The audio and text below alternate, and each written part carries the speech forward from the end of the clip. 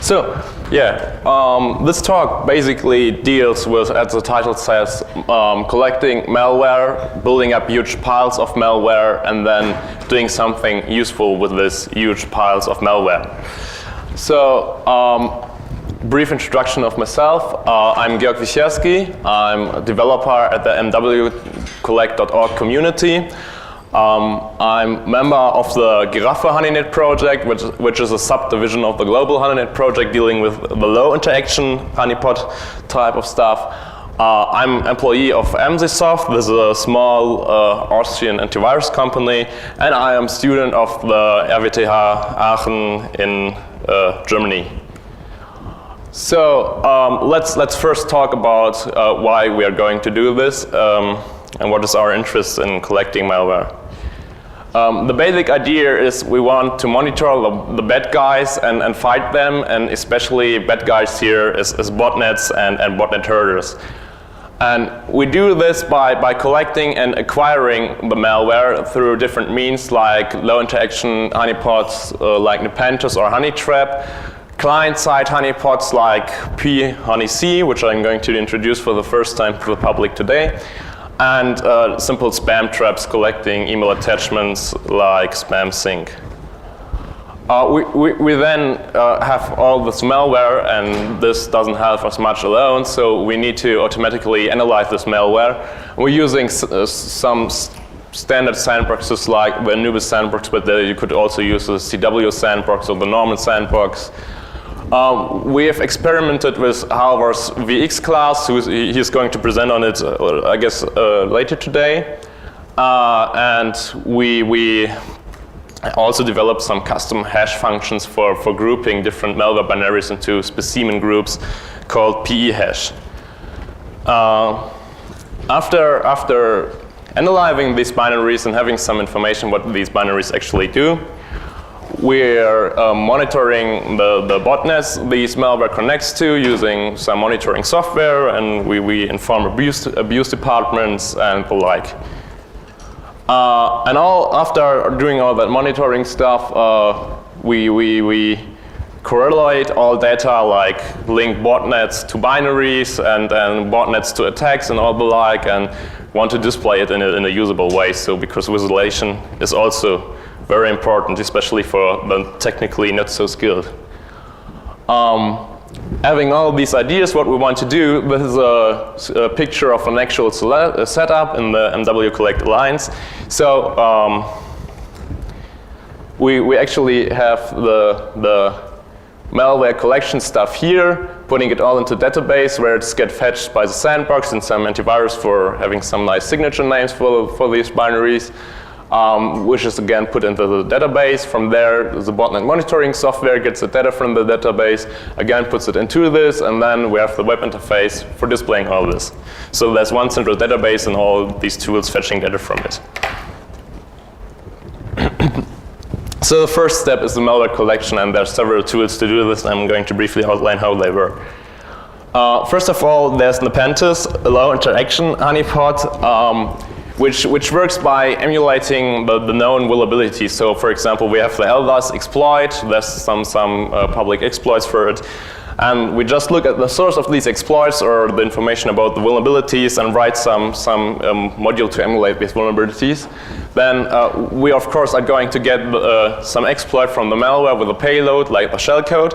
So we analyze the shellcode, and then just download the malware from the infecting host via HTTP, TFTP, whatever the malware uses to propagate. And then we just store it on the hard disk or submit it into the database or whatever.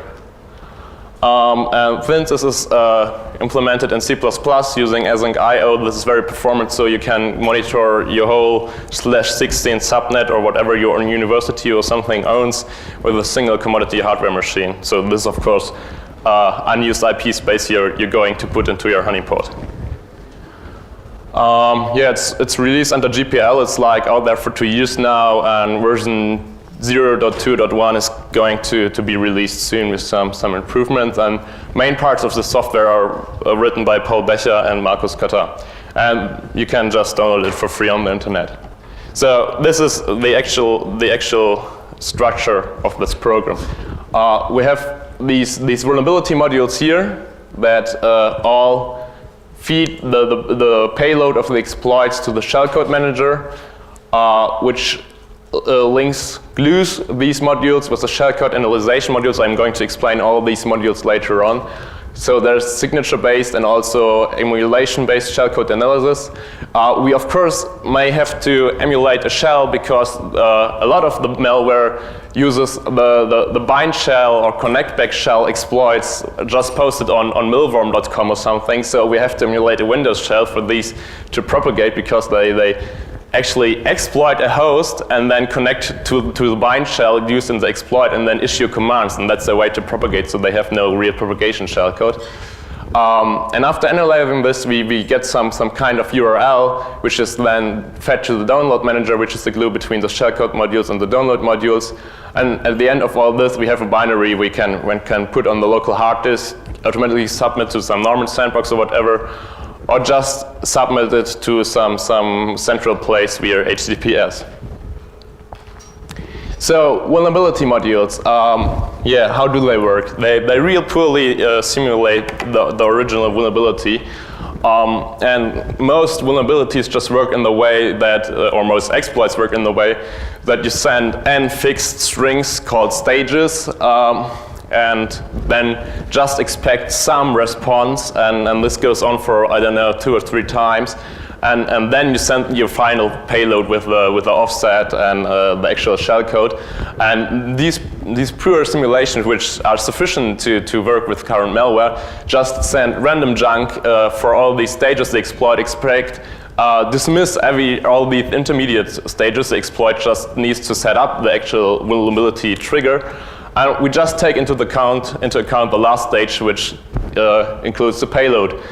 Then we either pass the whole payload to the shellcode analyzation modules or just a fixed substring in these modules, because there's the shellcode, and that's what we're interested in. So here's one code excerpt. So as you can see, this really all repli is just a ½ kilobyte. We're just filling it up with random junk and sending this to the malware. And as they're using these public exploits, this isn't a problem, so we don't need more accurate emulation, so this is really simple. But we do need to sometimes adjust some fixed string somewhere so it detects the right target, like to distinguish whether this is a Windows XP or Windows 2000 host or something like that. But usually it's just as simple as sending random junk, some fixed size junk. And then if we are lucky, we actually get the payload from the malware, and then we can analyze the payload for the shellcode. And there's 2 modules. The first one is shellcode signature, which works like the common antivirus software today. It got patterns for the usually occurring shellcodes, and then in these patterns, these are PCRE patterns. It has certain parameters like which host to connect to a back, or which ports to bind the shell to, or for the simple decoder shellcode parts, there's just a XOR key or whatever.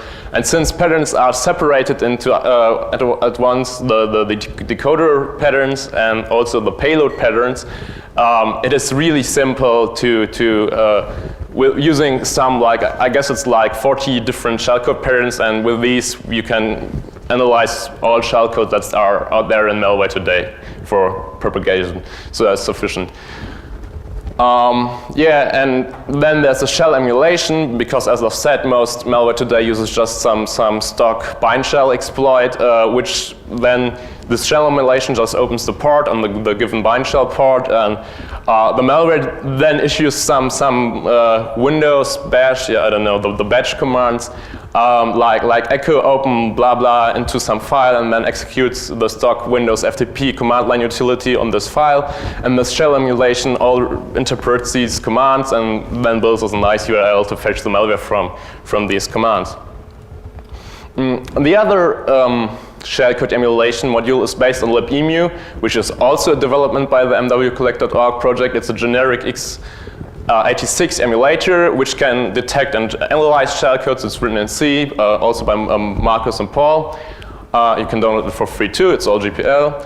And yeah, as you can see, we also can plot fancy graphs with this library, so it's a bit more than just analyzing and detecting shellcodes. And this is, for example, from the LinkBot. So what this actually looks like, this is the control flow graph of the LinkBot shellcode. And as you can see here, we have some XOR decoder. We then have the usual locating of the kernel library, and by hash lookup, like today's Windows shellcodes work, we resolve some library functions, and then first open the socket here, and then this here is the whole downloading, and then here we have some execution of these functions, where this is again actually only a stub to locate a function, which is then called by several sub-functions in the shellcode. And at the end, I guess it's here, we actually have downloaded the malware, and then again call in here to finally execute some of these functions. Yeah, it's pretty small because the shellcode is rather big, to finally execute the downloaded binary on the infected host. So with this approach, we are able to generically detect arbitrary zero-day shellcodes, so to speak, because it's just a full-blown CPU emulator, and any shellcode that runs on the attacked CPU will also be detected by this one, and we know what it does generically. And this is a new development because, you know, in the past, if there was a new shellcode, some users sent us a new shellcode, we had to analyze it manually in some debugger or disassembler, write a new pattern, and this took time, and this just works immediately because it's generic. And then after we build our nice URL from the shellcode, we're just going to download it because they usually use either HTTP or FTP. Some other malware variants use TFTP or even RCP. I didn't know Windows had RCP until I saw some malware using it. And sometimes there are also kind of proprietary commands for transferring the malware. Because, for example, Agobot introduced csend and creceive, which are rather simple because they just send the length of the binary and then the binary itself, and that's it. Or link bind and link connect back, which are really, really nasty because these shellcodes actually generate a per session secret. So for each attack, they generate a new secret. And the secret is actually not just put into the shellcode, but there's code generating the secret put into the shellcode. And this then has to be transmitted on we want to download the malware binary connection. And if the secret is not right, the bot just terminates the connection, and otherwise it works. So this was actually a measurement against this kind of honeypots, low interaction honeypots, but as we could write patterns for this too, we could easily circumvent this. But it required some time of research to see why does it generate this junk in memory, and why does it sometimes terminate connections and whatever, till we figured out, okay, this is kind of a per session secret we have to transmit. Yeah, and also for HTTP and FTP, we first used libcurl, which didn't work out all the time because we had to write RFC and compliant implementations of these two protocols, because the Windows implementations of these protocols were also RFC and compliant. So if you use the FTP stock FTP command line client, it allows you to do things the normal FTP RFC doesn't allow you to do. And the bots actually were just developed using these command line tools from Windows, and so I guess the bot authors never read any RFCs. So we had to write some broken implementations that are as broken as the Windows implementation, so they would actually work with the malware. So we again had to re-implement these protocols, which was a tedious work. Well, we had to do it. And that's about it. So as I've said before, there's some alliance, the MW collect alliance, and this is you can get a picture of what is going on in the world using the pentest centers from this. So as you can see, even though client exploits are today said to be the way to go, this is from this week, a picture. So there's still malware spreading using the traditional exploits Nepenthes can catch all over in the world. So red balloons are attacking hosts, and green balloons are sensors. You can see there's malware everywhere, basically. That was a bit about Nepenthes. So let's have a look at some other kind of malware collection tools. PHoneyC is a low interaction client honeypot, because nowadays most of you probably know MPEG or IcePeg. They're are client-side exploit toolkits, and yeah, it's a big trend because there are way few vulnerabilities like decommerce which are exploited remotely without any setup published anymore today, and most vulnerabilities are in Internet Explorer whatsoever. So Nepenthes was cool like 2 years ago, where everything spread through decom, and nowadays we need to actually find the exploits. So the attacking hosts aren't coming to us anymore. They're not knocking at our door and saying, I want to attack you. But instead, we have to spider the web and find a malicious website. And this is what this software does. So it's not released yet because there's still some work in progress being done on it. And it's written in Python, mainly by Jose Nazario, who is working for our networks. And we're collaborating on this. So it spiders the web like a search engine looking for attacking sites. And to find actually attacking sites, what we do is we deobfuscate all this JavaScript, which is often pretty much obfuscated, and then again just run the libemu shellcode detector on it.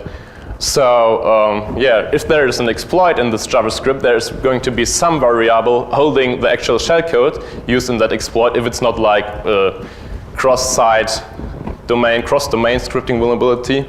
And for these, there are static modules detecting these kinds of vulnerabilities, similar to Nepenthes. And this way, we can find malicious websites. And as you know, there's already high interaction client-side honeypots, and this is an ideal pre-filter because, you know, running each site on the web through a high interaction client-side honeypot takes like, I don't know, one minute per site or something.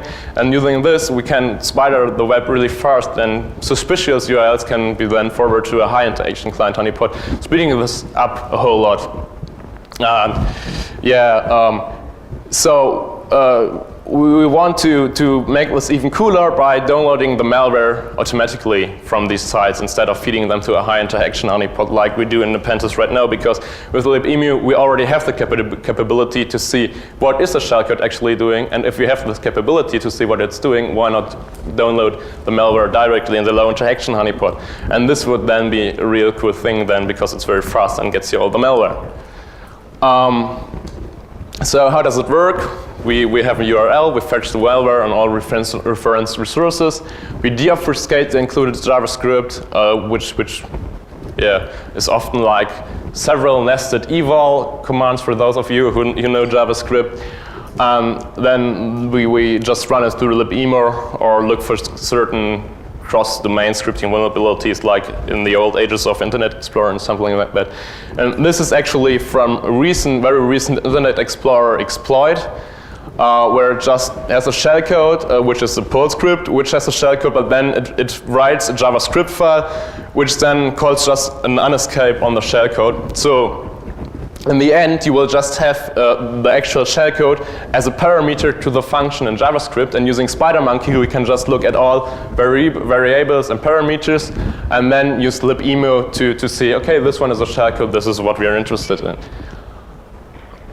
Another way of finding malware besides the Honey client is just a spam thing, because, you know, like at least since Stormworm and even before, a lot of malware is just spammed around, and dumb users click on attachments because, you know, it's a funny picture or something, or dancing skeleton, and execute it, and well, this is malware interested in too. So what we do is just we set our own up our own mail server, propagate email addresses to this mail server all on the web, like on some forums or whatever, and then just well, this is like dark space for IPs. This is like dark space for mails. So we just consider all email coming to this mail server as malicious, and as a result of this, all executable attachments to this web server are malicious too. So this is the way we can very simply collect these kind of malware.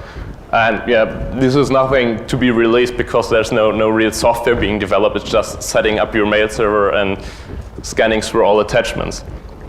That's another thing we're doing. And now we've got that huge pile of malware, which was actually what we did in the first year. We just stacked up the malware, and we're happy we had so much malware, but we want to put some use to all this malware we were collecting. So we're doing some malware analysis. We're working together with the folks from the TU Wien here in Vienna. They developed the Anubis sandbox, which is pretty simple. It's just like a kernel rootkit running in a virtual machine. So you load that malware into the virtual machine. This kernel rootkit records all calls to APIs and therefore knows what the malware does. So yeah, what you get in the end is a detailed report on what the malware does. So what we're especially interested in is like this here joins IRC network, and this is just the header of the whole page. So it goes like 20 or 30 pages long, and then we can see the detailed information where it's connecting to, which works for, at the moment, not so many IRC binaries, but it works at least for some. So this takes the burden of manual analysis away from us. Yeah, and then we got these reports, and we wrote some parser script for these reports, and what we'll get in the end is just a huge database of botnets. So we have a binary here, and here's the botnet. So this is actually botnet command and control host. Here's the part, no server password. This is the channel with the channel key, the server nickname, username, and real name. And this goes on for, this is just like, I just attached to the screen where this analyzation script was running and I copied it. So as you see, for some binaries there's also no botnet information, but it's just a whole lot of botnet samples we're seeing, and yeah, we just fetch it out of them. And yeah, well, that's about it for getting all the botnet information, which we are going to use later. And another problem in malware analysis we were running into was polymorphic binaries. So for those of you who know the all-APL worm, it's polymorphic. So each attack yields to a new binary with a new unique MD5 sum. And that's pretty nasty because this is a screenshot from the web interface, which was just displaying the most recent binaries. And as you can see here, these all just hit our sensors once. And these were all APLs, and these just pollute our database because, you know, it's pretty hard to work with the database, which we're seeing like, okay, there's like 100 new binaries today. What does this actually mean? Was there 100 new botnets created today in one single day, or was it just one polymorphic binary attacking you once again? And what we did is develop a custom hash function, because there's a lot of nice algorithms to group malware binaries into specimens, for example, VX class, but these probably take like 10 minutes per binary. Again, this is taken from VX class, which is a great thing, but we get at peak times 10 binaries per minute, and this is, well, doesn't match by a factor of 100, so it's too slow by a factor of 100. And we need a way faster method to actually group binaries together into specimens. And what we do is we look at the actual PE structure of these binaries, and we developed a hash function that just inspects the PE headers. And therefore, polymorphic binaries always share the same basic PE characteristics, and this way we can identify them and group them together by this specific hash function, hash value in this case. So we hash the PE header, and yeah, we can group them by the hash value as if it was the MD5 value of the whole binary. So we can say this is one malware specimen, this is one malware signature name or whatever. And it's important to note that the result of this research is a hash function and not a message digit. So it's very trivial for an attacker to construct two binaries which entirely different content which share the same hash value, because it's a hash function and not a message digit. This is a cryptographic difference. So first, security by obscurity applies. So if we tell attackers how our hash function works, they can just construct collisions and therefore circumvent our research. And we must be very careful when publishing these hash values. So when we say we have a new malware specimen with this hash, this might have some consequences. So it's better to MD5 the actual hash value again. So an attacker cannot reverse the hash function to the PE properties. Yeah, and this hash implementation is made by me, it was my research, and if there's some interest, yeah, please? A small question, why don't you use MD5 in the first Well, we actually do, but so for the web interface, we actually use MD5 hash because the hash function is very long and we compress it that way. But the actual hash function itself is very, I just wanted to say that it is easy to create collisions this way. So we must make a secret of our hash function to prevent collisions. And yeah, what we first look at is the actual subsystem or whatever, the stack size and the imported libraries. These are global PE properties, and these are very specific sometimes. In other cases, stack and heap size is constant for certain compilers. So these are just some basic measurements, and the more interesting things we are looking at is the properties of the actual sections. So if you don't know PE files, so for those who don't even know that, PE files are the executable file format of Windows. And like ELF is for Linux. And we're looking at data section and code section and the like. And we are actually only looking at the first 3 sections because otherwise the hash wouldn't have a constant length. We look at the size of the sections in the executable, where it's going to be loaded in the memory. These are very different for each binary. We XOR the hash names. For some compilers, we XOR hash the names of the sections. For some compilers, these are static. For other malware specimens, these are dynamic with each instance. With each specimen, not with each instance. And what is very important, because we still had some collisions for different specimens, is we approximate the Kolmogorov complexity, which is a theoretical measurement in computer science for the richness of information. So if you want to say 6As is way simpler in the richness of information terms than this random string, then you do this by Kolmogorov complexity. And to approximate this, because from definition this cannot be generically computed, we approximate it by compressing the data and then just look at the ratio of the compression, which is a good approximate of the richness of the data, because if you have a lot of A's, one like 4 kilobytes of A's, you can compress it to a few bytes. And if you have 4 kilobytes of random data, you can't compress it at all, more or less. And this is our approximate of the richness of the data, which we scale down to an index between 0 and 7. And this way, we can easily say, for example, this is code, or this is some zero initialized data or something like this. And the funny thing is, even if we have a metamorphic malware specimen, which transforms its code, each which is even worse to detect than polymorphic malware, the richness stays the same. Even if all instructions change, the richness more or less stays the same. So this is a very good measurement for this. And the results from real life showed us that this hash function we developed actually works, because there's 33 distinct PE hash for all APLs we ever see. And for all these PE hashes for these all APLs, we have exactly 0 collisions with any other kind of malware.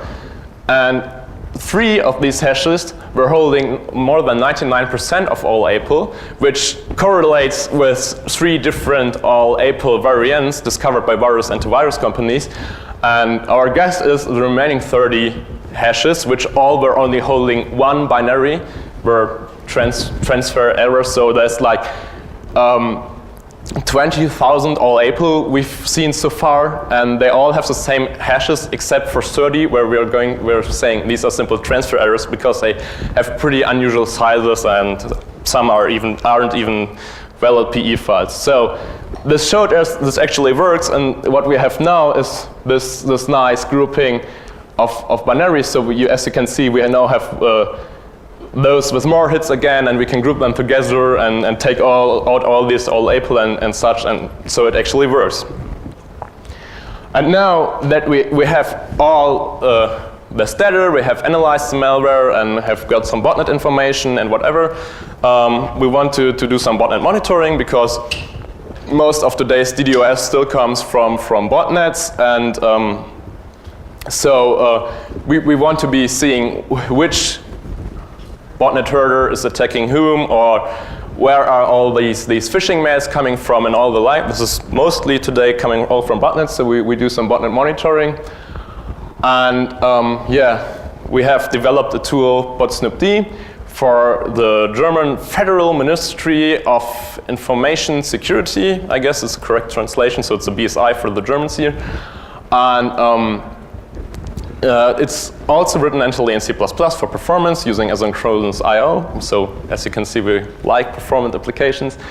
And the design goal from the BSI is that we monitor 10,000 botnets simultaneously on a single commodity hardware server. And this is the approximate of half of all botnets out there in the world. So there's sources saying like there's 20,000 botnets in the world, which is, I guess, even a little bit more than there actually is. But there are these sources, and this is one of the biggest numbers we heard. And with these design goals, we can monitor all botnets on the world with 2 commodity servers. Actually, the software is also shared under the GPL, but not with everyone, because we don't want the black hats to have our software, so they cannot block our monitoring software by looking at its source in case it has any design flaws, revealing its identity at monitoring software. But those who are like ISP or whoever has a reason to monitor botnets can approach us or the BSI and say, we want this software, and they're going to share it under the GPL, so you even get the source with us. They actually allowed me, so this is kind of classified information. It's not really classified, but they want us to talk about it, but they allowed me to talk about it here, so that's pretty nice. And this is how it actually works. This is the core daemon, which is again modularized.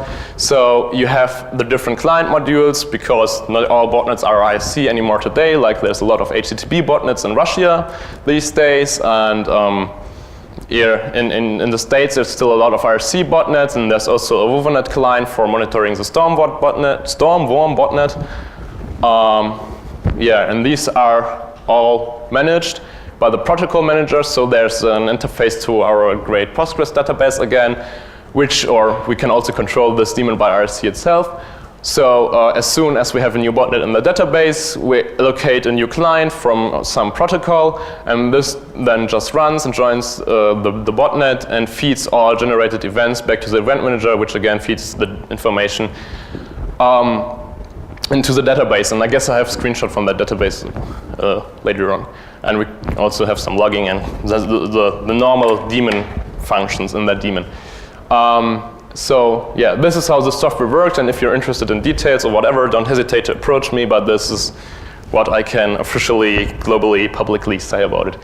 And so what are we seeing right now? Because it's nice to talk about our theory and software, but it's also nice to talk about results. And what we're seeing is, first of all, starting in Russia these days and coming to other continents more and more is the prevalence of HTTP botnets, because ISC is nice, but you somehow limit yourself. For example, if you have a botnet of a fixed size, you have also that amount of connections to your server simultaneously. So if you have a 60,000 botnet, you have 60,000 simultaneous TCP connections running all the time, which means they are eating up your resources all the time.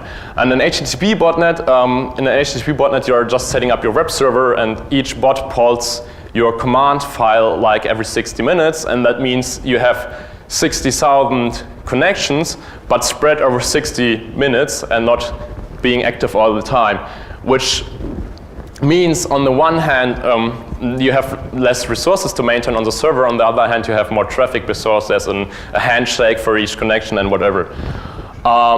And also, it's way easier to set up for the kiddies, because they don't really have to root a server to set up their ISC server. They just have to own some web server, and if they own the web server, they can just set up the command file there and let the bots pull these URLs. So they can actually use some tripod or whatever account, hack it, and then put the command file there. Yeah. As I've said, it's not performant, but it's the way to go for kiddies. And the other thing is peer-to-peer command and control, like seen in Stormworm. And I think has already been talked to the death by some researchers, but just briefly introduce here. So they use the overnet peer-to-peer network, which is usually used for file sharing. frequently query the network for updates, and so the advancement is you have no more one single point of failure. So if you usually want to take down a botnet, you take down this command and control infrastructure, which is between 1 to 10 servers or something like that, and you're done. But with this peer-to-peer approach, you just can't take down all overnet nodes in the world because there's millions. So yeah, these are hard to take down. And overnet as a decision for a peer-to-peer protocol is actually a good decision by the malware authors because it features DHT search, which is like nice for finding a central point in the network, so you don't have to float the whole network, but you just ask the network, okay, where is this information, and then you have a short single route in the network. So algorithmically, this is a nice idea to use overnet and not like Nutella or what else.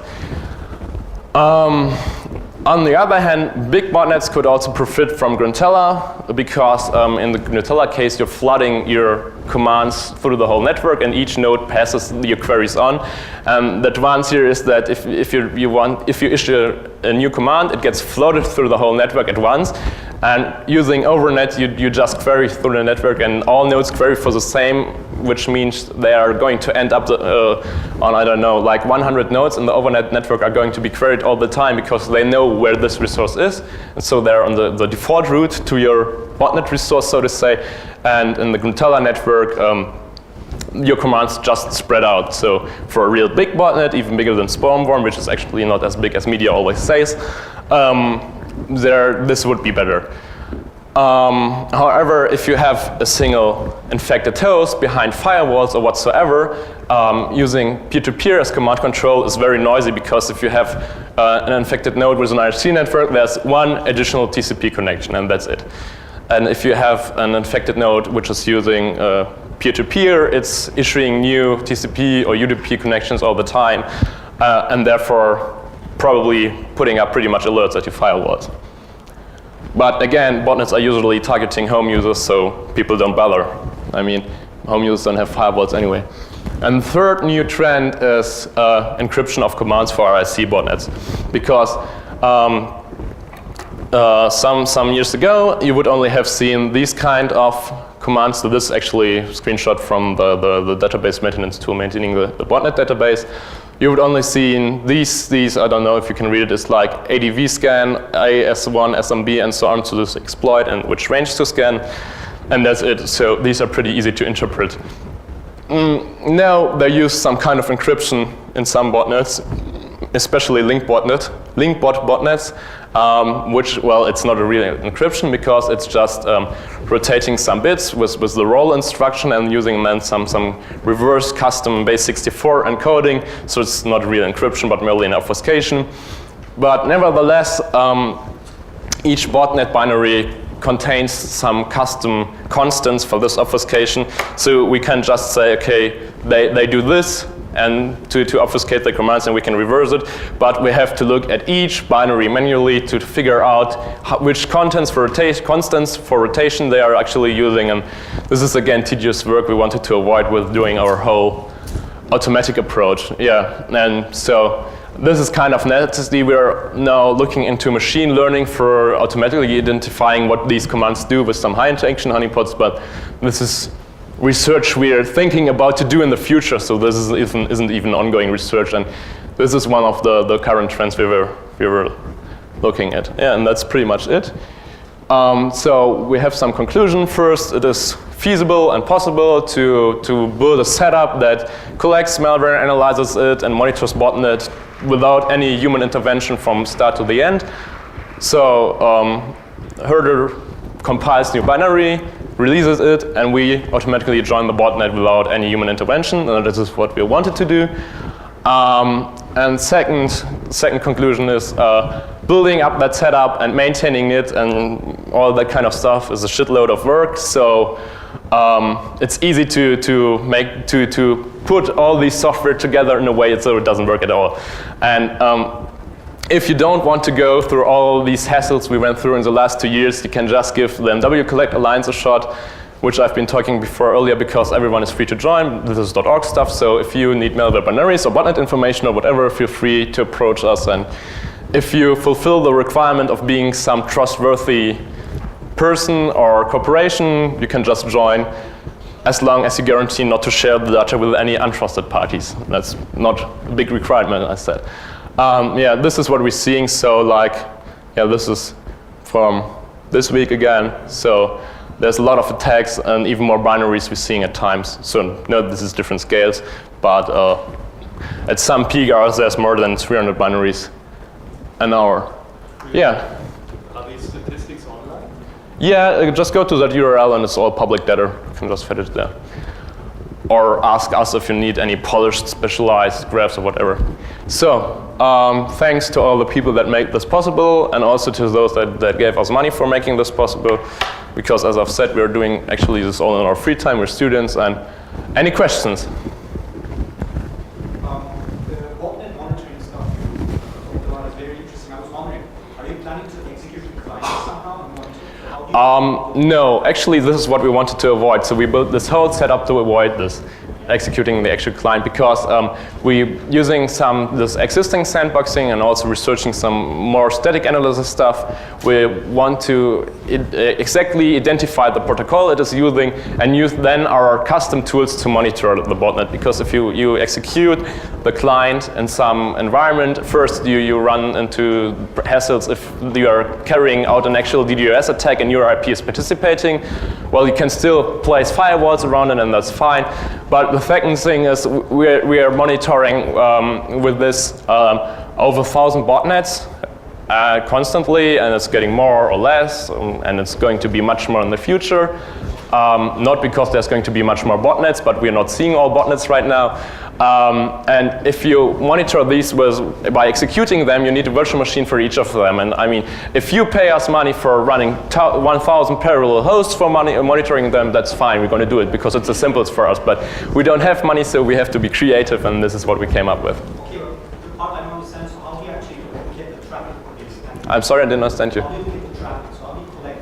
So we have, the traffic itself, yeah, the botnet traffic, you mean? Yeah, we actually have the client modules here that interpret the traffic, so they analyze it and then parse it for IC or HTTP, and the actual traffic payload, so the IC priv messages or whatever, is then stored in this database. As you can see, these are botnet commands and then stored in the database.